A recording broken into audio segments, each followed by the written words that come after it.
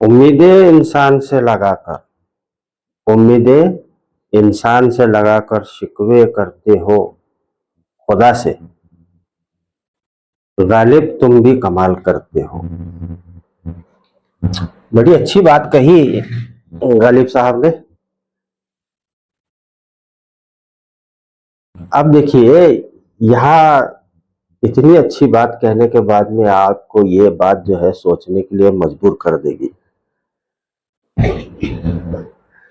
या हमें किसी औलिया कराम के दरगाह की तरफ या उनकी जियारत के लिए जाना चाहिए या नहीं जाना चाहिए? ठीक है, नहीं जाना चाहिए। इसके लिए मैं पहले बात कर देता हूँ, सुन लीजिए आप। मैं ज्यादा वक्त नहीं होगा आपका, और बहुत शॉर्टकट में आपको बताने की कोशिश करता हूँ, समझ लीजिए। नहीं जाना चाहिए, ये एक ऐसा नैरेटिव जो है वो वहाबी लोगों ने जो है हमारे अंदर एक डाल दिया है बात। जिस तरह से आज की गवर्नमेंट, देखिए, मुगलों के नाम के जो गार्डन होते होते थे दिल्ली में, और जिनके नाम जो है मुगलों के नाम से थे और सड़कों के नाम से थे, अब इन लोगों ने क्या कर दिया, इसको चेंज कर दिया। अब चेंज करने के बाद में होगा क्या?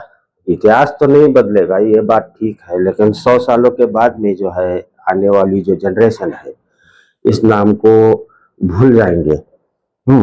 और स्कूलों में भी अब क्या है कि मुगलों का इतिहास मिटाया जा रहा है। इसके मिटाने से क्या होगा? धीरे धीरे ये सब जो है आने वाली जनरेशन जो है ये भूल जाएगी, हमें बताया नहीं सकेगी, ना इन लोगों को इतिहास समझ में आएगा। अब हिस्ट्री को ऐसे तो चेंज नहीं करता, लेकिन ये पागल कुछ भी किए जा रहे हैं, हासिल क्या करना चाहते हैं पता नहीं। ठीक है, वो जो इसी तरह से जो है एक वहाबी जो जमात है, इन लोगों ने जो है हमारे इतिहास में, यानी हमारी किताबों में से जो है इन लोगों को जो औलिया कराम का जो नैरेटिव है वो थोड़ा सा नेगेटिव रख दिया, और हमें बता दिया है कि इनके पास जाना शिरक है, बिदअत है। ये एक नैरेटिव डाल दिया इन लोगों ने। अब जन्नतुल बकी एक कब्रिस्तान है मदीना में, वहाँ ऑटोमन अम्पायर के ज़माने से जो है रसूलुल्लाह के मज़ार के ऊपर जो है एक गुम्बद तैयार कर दिया था। और जन्नतुल बकी में हज़रत खदीजा अलैहिस्सलाम और बीबी फातिमा और हज़रत हसन अलैहिस्सलाम, इनके मज़ारात पर जो है वो गुम्बद थे, छोटे छोटे जो है थे। बाद में जो है इसको निकाल दिया गया, और आज की जनरेशन को जो है ये मालूम ही नहीं है कि वहाँ भी ऐसा था। अब कट कर दिया है तो उन लोगों को इतना ही समझ में आ गया कि ये ऐसा करना जो है एक बिदअत है, ऐसे चेंज कर दिया। आप उसी तरह से किताबों में भी थोड़ा सा बदलाव कर दिया इन लोगों ने। अब आप कहेंगे कि अलैहिस्सलाम, मैंने हसन को फातिमा अलैहिस्सलाम ये क्यों कह रहा हूँ? देखिए, समझ लीजिए इस बात को। आप बुखारी शरीफ की हदीस उठाकर देख लीजिए, तर्जुमे में रजी अल्लाहु अन्हुम, और एक साइड में जो अरबी है वहाँ अलैहिस्सलाम लिखा हुआ है। इसका मतलब ये नहीं है कि जो मैं कह रहा हूँ वो गलत है, आपको बताया जाता है ऐसे, और ना आप कभी पढ़ते हो। आप खुद पढ़ोगे, अपनी आंखों से जो है आप सबूत देख लोगे, तो जो है इन लोगों को अलैहिस्सलाम आप कहोगे। इमाम बुखारी ने खुद मेंशन किया हुआ है कि इनको अलैहिस्सलाम ही कहा जाए।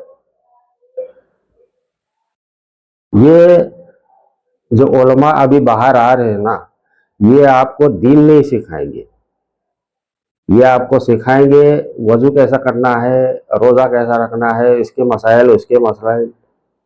दाढ़ी पर हाथ फेरेंगे, सुभान अल्लाह माशाअल्लाह, पेट बड़ा।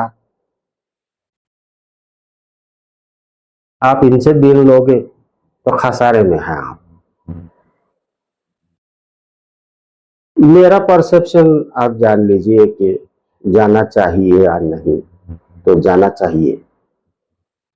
वहां जाइए, बैठिए। एक अल्लाह वाले की मज़ार पर आप जब जाते हो तो कुरान कहता है कि ये लोग जो है, जो अल्लाह के रास्ते में मारे गए हैं या जो शहीद कर दिए गए, ये लोग मुर्दा नहीं है, इनको मुर्दा मत कहो, ये जिंदा है और अल्लाह की तरफ से रोजी पाते हैं। अब आप इन जैसे लोगों के पास जाकर थोड़ा सा बैठोगे तो आपको एक रूहानी सुकून मिलेगा। आप ये मत देखिए कि दूसरे लोग जाकर वहां क्या कर रहे हैं। वो मजार को चूम रहे हैं, चौखट को चूम रहे हैं, आपसे आपको क्या लेना देना है इससे? आप अपनी देखिए। इनके पास बैठने से जो रूहानी सुकून मिलता है आपको, दुनिया की किसी भी जगह पर आपको ये चीज नहीं मिलेगी। आप जाइए, इत्मीनान से बैठिए, और ये जो मिंबरों पर बैठ के चिल्ला रहे ना, ये शिर्क है, ये गलत है, वो गलत है, बाबू ये आपको गुमराह कर दे। आप एक नेगेटिव चीज आपके दिमाग में डाल दी गई है, उस चीज को हटा दीजिए, झाड़ू लगा दीजिए उस पर। आप जाइए, वहां बैठिए और उस साहिब मजार से सलाम कीजिए। हो सकता है अगर उन लोगों ने जो है उसने सलाम का जवाब दे दिया तो आपका जो है दर्जे में कितना बुलंदी आ जाएगी, आपको सही रास्ता दिखाएंगे। वो आज भी मरे नहीं है, वो आज भी उम्मत की रहनुमाई करते हैं। हम लेते नहीं, हमारी ये बदनसीबी है। हिंदुस्तान में न जाने कितने औलिया हैं, कौन से फिरके से थे वो, जिन्होंने इतनी करामतें दिखाने के बाद जो है इस्लाम फैलाया। आज हम लोग कलमा पढ़ते हैं ना, तो इन्हीं की मेहनत है, वरना हम न जाने कौन से बुत खाने के सामने हाथ जोड़कर खड़े हो जाते।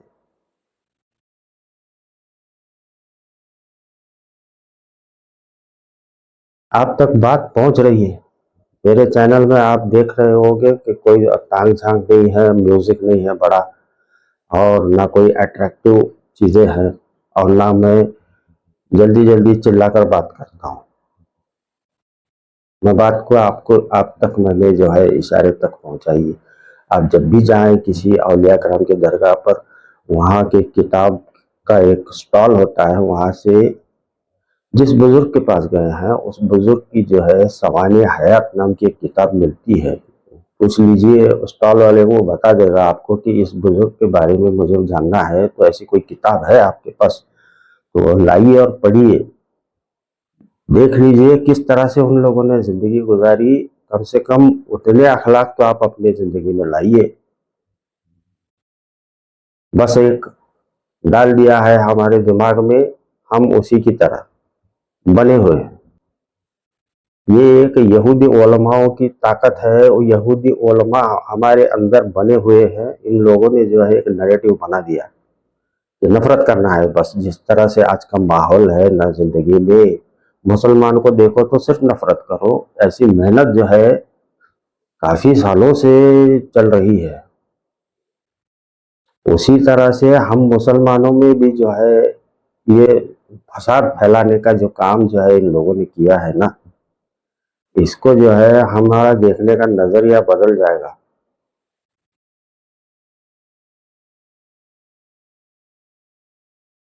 मिलते हैं साहब।